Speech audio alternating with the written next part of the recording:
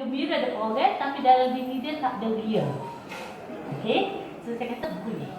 Sebenarnya simptom kemurungan bukannya sedih berpanjangan sahaja. Sedih tu ialah kalau orang tu sedih confirm, tapi tiada ria dalam kehidupan. Kena cakna sangat tengok macam mana. So jadinya bila kita belajar pasal kemurungan, kita belajar pasal akibat kemurungan, kita boleh membantu orang sekitar kita daripada bunuh diri. Okey.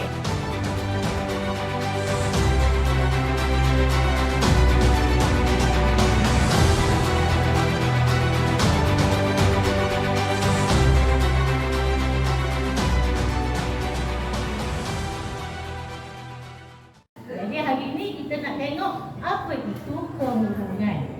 Okey, biasanya bila saya tanya, pakcik murung ke? Dia kata, dok. Pakcik rasa gembira, dok. Tahu lah tak ada mood lagi mana-mana. Pasal nak duduk rumah ya? Lepas tu lagu mana? Lepas tu mulalah dia biar dia tahu lah doktor, anak pun tak balik. Okey. Maksudnya di sini kemurungan kadang-kadang tidak dapat dikenapasti oleh penderita itu sendiri ataupun orang sekitar dia. Saya tak ingat saya buat program di mana, tapi saya pernah buat dengan pesara juga tahun 2015 itulah. Saya buat screening, saya buat test pada pakcik ni positif. Seorang pesara ni pegawai kerajaan tinggi. Lepas tu saya approach dia. Pakcik rasa pakcik tak sedih ke? Tak, saya tak sedih. Lepas tu saya tanya dia, sebenarnya kalau tengok screen ni sedih. Dia kata, doktor, you know what? Sebab dia seorang yang aktif kan. Saya rasa bukan tempat lain, saya tak ingat kat mana. Dia kata, you know what? Kat USM tu semua pakar saya pergi. Namakan semua pakar jantung, pakar ortopedik. Tadi baru Datuk kata dia pergi pakar ortopedik jantung. Tu biasa, betul kan? Segala-gala pakar diabetes, habis. Kecuali satu je saya tak pergi. Saya tak pergi jumpa you. Saya tak pergi pakar psikiatri. Sebab saya tak rasa saya perlukan rawatan doktor. Okey, saya kata okey, tak apa. Cuba cerita apa sebenarnya berlaku. Okey, sebenarnya apa yang berlaku pada pesakit ni, bukan pesakit lah, yang saya screen positif kepada kemurungan adalah dia mengalami masalah di mana dia tak enjoy hidup dia. Dia tak boleh nak enjoy, tak rasa gembira pun hidup. Kenapa tak rasa gembira? Pertama, kebetulan dia terpaksa menjaga ibu yang sakit dan juga dia duduk dua je dengan isteri dia. Mak sakit seorang, isteri saja, anak tak balik, jarang-jarang balik. Sebab anak kata, alah, daddy okey je, daddy ada duit. Sedangkan hidup dia hanyalah dia nak pergi mana pun, dia kata saya nak pergi mana pun saya tak boleh tinggal ibu saya yang sakit dan saya terpaksa bergilir dengan isteri. Okey, so bila kita lihat kadang-kadang simptom yang dialami oleh warga emas bukannya menangis sepanjang masa. Sebab jarang menangis. Warga Asian dia tak akan menangis. Okey, Asian ataupun American. Sebab dia kata kalau menangis itu lemah. Boleh ingat-ingatlah ke Tuhan, okey nak jeri. So dia tak akan menangis. Tapi apa yang dia akan rasai, tiada kegembiraan dalam hidup. Tak rasa ria, tak rasa suka. Tak boleh dah nak enjoy macam dulu. Kalau dulu bolehlah nak pergi menangis, saya baru je terima pesakit. Pesakit ni memang orang hebat, seorang aktivis masyarakat. Anak-anak dia semua doktor. Anak-anak dia kebetulan kawan saya, dia kata, please come and see my mom. Sebab saya rasa mak saya perlukan bantuan saya. Bantuan dia panggil Kak Nini. Dia kata, I think, anak dia semua pakar, I think she need you. Bawa simptom dia kata, saya tak rasa ceria. Tak rasa ceria langsung. Dulu suka tanam bunga, dulu rasa suka jumpa orang, dah tak ada keceriaan. Okey? Bila tak ada keceriaan dan dia akan rasa hidup ni kenapa jadi macam ni? Okey? Kenapa jadi tidak ceria? Dan mulalah rasa hidup ni baik aku matilah. Okey? Bila baik mati dan start ada rasa sunyi. Tak rasa-rasa sensitif, backing, nak marah. Tak boleh selesai sikit dengan anak. Anak pun kata, apa mami dah berubah. Okey, perubahan dari segi tingkah laku. Jadi kena ingat kemurungan bukannya sedih sahaja. Kemurungan antara simptom gejala awal adalah kita tak rasa keceriaan itu ada dalam diri kita. Kita tak rasa nak tubik macam hari ni. Kita tak rasa lagi nak jumpa orang. Kita kalau boleh nak sorang. Okey. Satu adalah kalau bahasa perubatan anhedonia ataupun tiada keseronokan. Okey. Yang kedua, rasa down yang berpanjangan. Bukan setakat sedih, meratap tak. Rasa emosi kita rendah, yang rasa tak ada mood. Okey, rasa low ataupun rendah ataupun sedih yang berpanjangan lebih pada 2 minggu. Baru kalau setakat anak orang perangai ngajuk dengan cucu tu tak kira kemurungan, tapi ni yang berpanjangan dan mengganggu fungsi kehidupan kita. Okey, dia bukan 2 tu saja, tapi dia ganggu pada 3 domain kita panggil. Satu domain pemikiran. Dia kacau. Bila kacau dia rasa hidup ni tak guna. Aku ni bersalah pada semua orang. Lepas tu rasa macam tak ada orang boleh tolong, tak ada harapan, orang lain tu lebih baik pada kita. Itu adalah tanda kemurungan domain pemikiran. Satu lagi biasa yang berlaku pada orang emas adalah dari segi domain tubuh badan, fizikal. Sakit fizikal. Tak boleh tidur. Nombor 1 tak boleh tidur. Ataupun tidur yang berlebihan. Kalau kemurungan dalam kalangan remaja, kadang-kadang dia bukan tak boleh tidur juga. Dia tidur yang berlebihan. Dia dah banyak doa. Yang kedua, makan. Tak ada selera makan. Biasa orang tua rasa tak ada. Tak boleh nak makan, rasa pahit mulut dia kata. Dia nak makan langsung. Okey. Ataupun kalau biasanya yang itu makan yang berlebihan menyebabkan kegemukan. Tak tubik semua. Cuma kegemukan. Biasa berlaku dalam remaja lah. Okey. Dan juga kalau kita tadi rasa tak ada tenaga. Letih tak ada tenaga. Tidur, makan, minum tu semua terganggu. Tak ada tenaga yang menyebabkan kita rasa biar malas. Tak ada tenaga tu rasa malas. Malas tu sebenarnya daripada rasa tak ada ceria. Tak ada dah ceria, tak ada dah lagi jumpa orang tu ceria. Setengah biasanya warga emas kalau pencet, dia kata tengok bunga pun ceria. Macam mak saya. Habis bunga jadi rumah jadi hutan belantara kita orang panggil. Tapi dia kata, tak apa, ceria tengok bunga-bunga yang berkembangan. Okey. Tapi ni dah hilang rasa benda tu. Okey. Dan yang pemikiran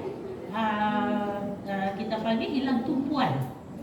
Hilang tumpuan, maksudnya tak boleh nak buat apa-apa, tak boleh nak menumpu dah. Okey. Satu lagi adalah fungsi psikologikal. Ni yang dia kata nak bunuh diri. Dia rasa hidup ni dah tak ada, dah letih, dah apa.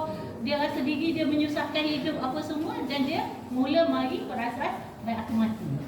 Okey, baik aku mati ni kadang-kadang dalam masyarakat Asia ataupun biasa orang kampung jangan ambil ringan. Okey? Kerana apa? Saya pernah jumpa dah pesakit kiranya ustaz ke apa semua, dia ada macam mana darah tinggi teruk sangat. Dan dia terpaksa bergantung pada anak dia apa semua, dia simpan badik kecil bawah bantal dia. Dia simpan badik kecil tu bawah bantal dia bukan sebab dia takut ke hantu ke apa. Dia ingin membunuh diri. Okey? Kerana masa ketika tu dia rasa hidup dia dah menyusahkan duit habis banyak, tak sembuh-sembuh dia dan dia rasa hidup ni dah tak ada ceria dan baik aku mati. Nah, untuk mati dia kata lambat sangat Tuhan nak mematikan dia.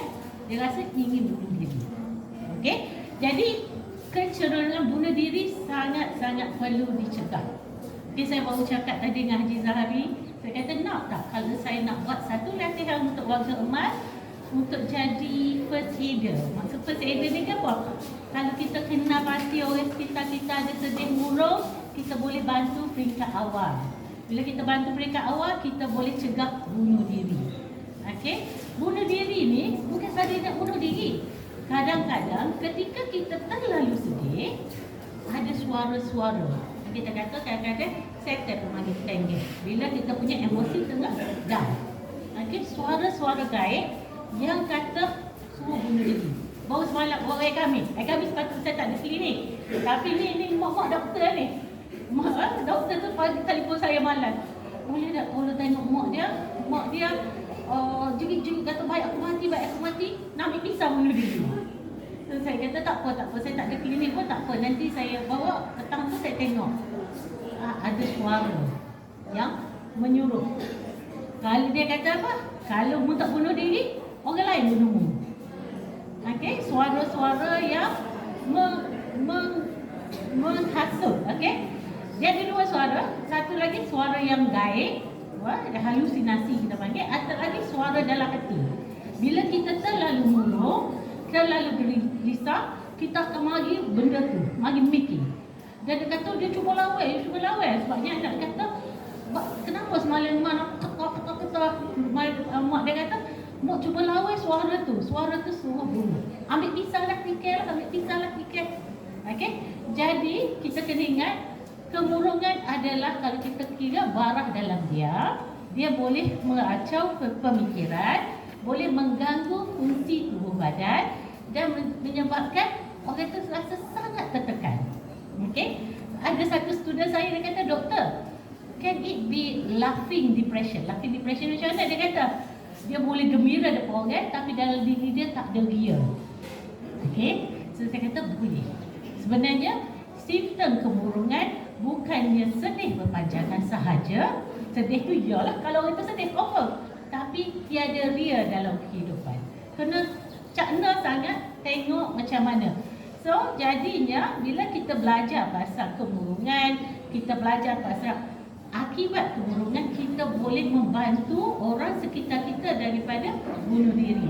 Okey, kalau kita tengok pula kejadian kemurungan, kita kata Allah tak ada mengapa lah, ni tak cukup imam, istighfar lah. Kadang-kadang benda tu sebenarnya menghantui. Sebabnya punca kemurungan sebenarnya ada punca disebabkan oleh perubahan hormon dalam tubuh. Perubahan dari segi hormon tak stabil. Bahan kimia dalam otak tak stabil. Jadi dia perlukan rawatan ubat-ubatan dengan segera. Okey?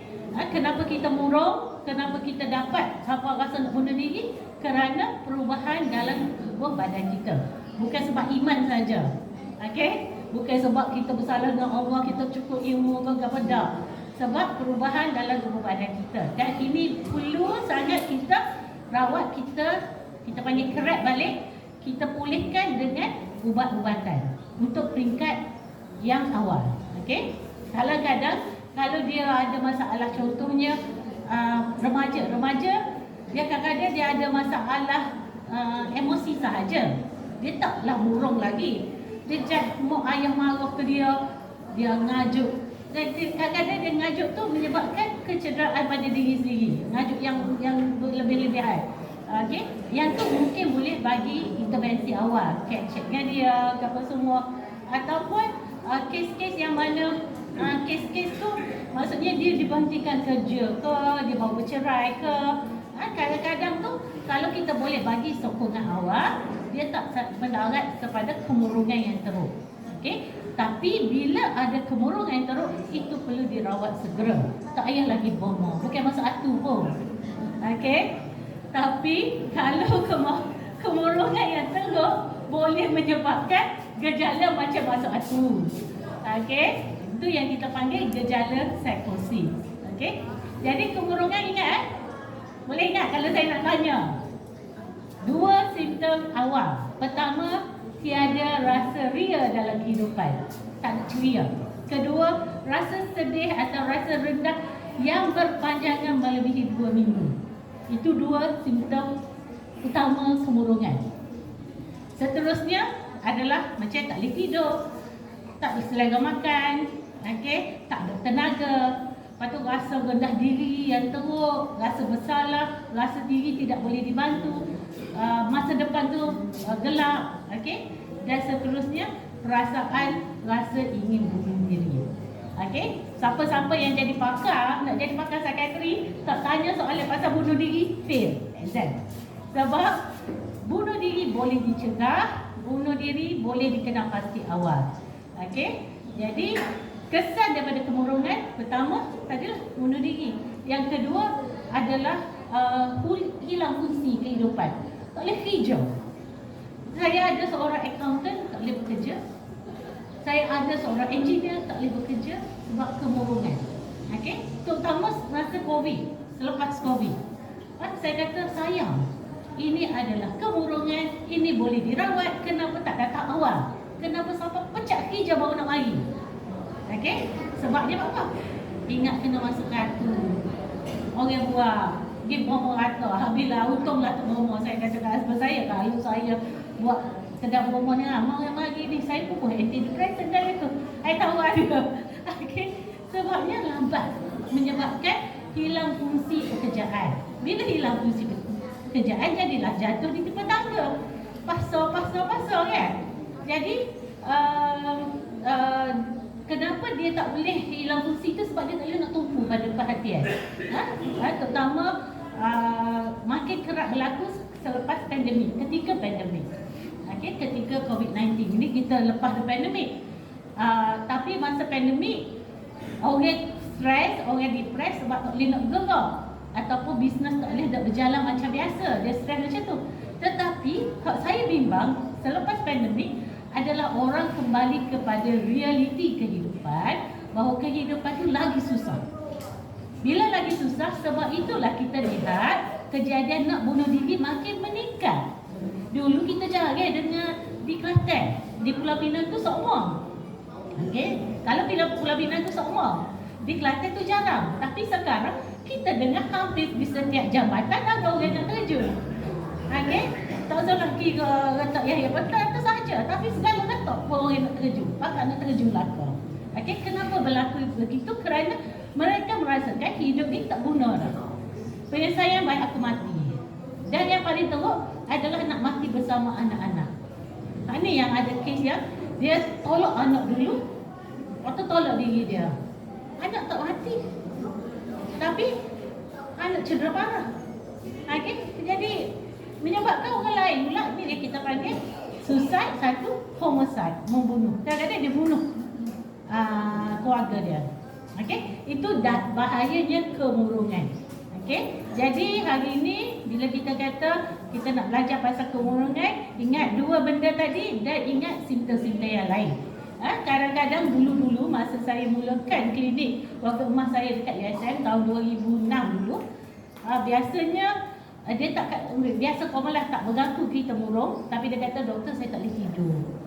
Saya doktor saya tak boleh, tak ada selera makan, tapi saya tak murung ni, saya tak boleh tidur je. Saya mari jumpa doktor ni sebab anak saya suruh mari. Sebab dia satu lagi, sebab saya dah ambil ubat tidur yang banyak, doktor GP kata tak boleh nak bayar dah, tak boleh dah, kena ada limit je, tak boleh dah. Kena jumpa doktor psikiatri juga. Sebab ubat tidur adalah ubat yang terkawal. Bila kita tengok balik, sebenarnya dia ada kemurungan. Tapi dia kata, saya tak nak makan ubat doktor ni. Sebab saya tak gila. Sebab kalau saya makan ubat doktor, saya jadi robot. Sebab orang kata kalau makan ubat doktor, jadi kau pegang.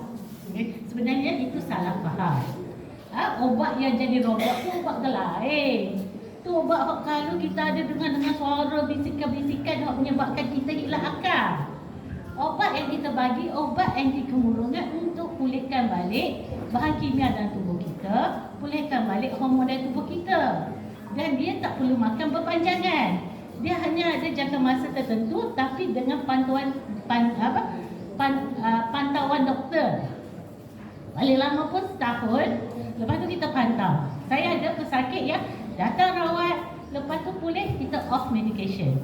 Boleh hijau macam biasa, taklah terpecah hijau macam sebelum ini. Tapi dengan syarat datang awal, kena pasti awal. Okey? So jadinya ubat salah faham pasal kemurungan tu banyak. Satu dia kata lemah iman yang biasa kata. No, tak, lemah iman.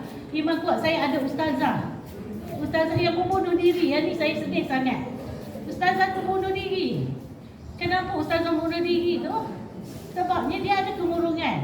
Bila dia ada kemurungan, kita kata, tu dia ayat ke doktor, saya ada kecenderungan, saya rasa suara tu nak suruh saya bunuh diri.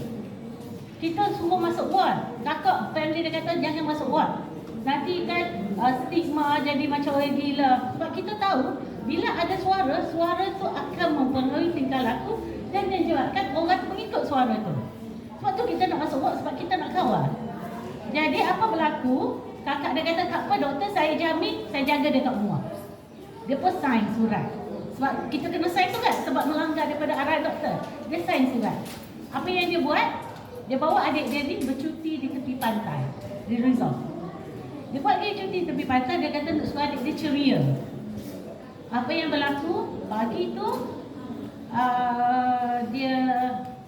dia solat hajat apa semua, dia pesan kat kakak dia, jagalah anak dia, dia nak pergi tepi pantai. Dia pergi lemaskan diri dia di pantai. Okey? Jadi benda-benda tu kita sangat cakna. Kita tak usah benda tu berlaku. Kenapa? Bila ada bunuh diri, kita kata no, masuk buat. Kita nak treat secara agresif, kita nak treat cepat. Sebab benda tu boleh dirawat. Okey? Saya ingat lagi kes tu sebabnya saya ongkor ketika tu. MO saya terketar-ketar bagi tahu saya sebab saya malam tu saya kata admit patient macam-macam mana pun admit patient. MO saya tu dia kata saya tahu doktor, saya dah ni dah keluarga tak nak masukkan ke ward. Tapi dia macam tu lah. Tu contoh.